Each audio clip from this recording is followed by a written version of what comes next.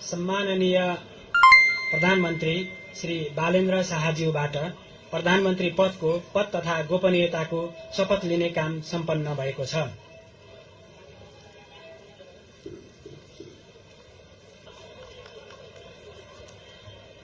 नवनियुक्त सम्माननीय प्रधानमन्त्रीज्यूलाई राष्ट्रपतिको कार्यालयको तर्फबाट हार्दिक बधाई तथा शुभकामना व्यक्त गर्दछौं। अब म नवनियुक्त सम्माननीय प्रधानमन्त्रीज्यूलाई सम्माननीय ज्यूहरू समक्ष बधाई तथा शुभकामना ग्रहण गर्नका लागि हार्दिक अनुरोध गर्दछु। प्रधानमन्त्रीज्यूको परिवारका सदस्यहरू मञ्चमा उपस्थित भइदिनु हुन अनुरोध गर्दछु।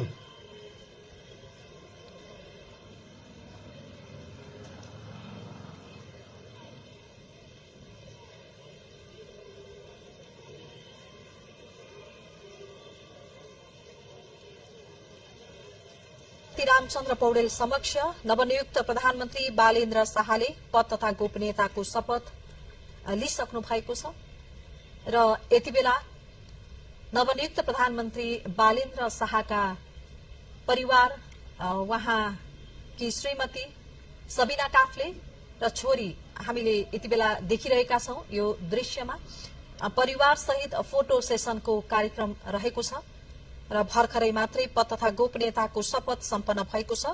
राष्ट्रपति रामचन्द्र पौडेल समक्ष नवनियुक्त प्रधानमन्त्री बालेन्द्र शाहले पद तथा गोपनीयताको शपथ लिनु भएको छ र यति बेला परिवार सहित फोटो सेसनको कार्यक्रम हुँदैछ। राष्ट्रपति कार्यालय शीतल निवासबाट हामीले यो प्रत्यक्ष प्रसारण यहाँहरू समक्ष देखाइरहेका छौं।